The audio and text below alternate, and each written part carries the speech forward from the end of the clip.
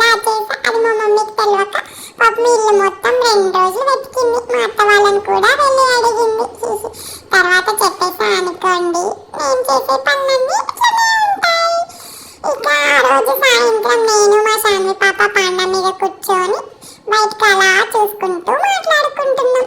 మొన్న ఏం చేసింది మా శాన్వి పాప, నా రాయల్ ఎన్ఫీల్డ్ దగ్గరకు వచ్చి తను కూర్చొని నన్ను నెట్టేసింది కదా. నాకు అది గుర్తొచ్చేసి నేను మాట్లాడినట్టే మాట్లాడి మా శాన్వి పాపని పాండా మీద నుంచి నెట్టేసా.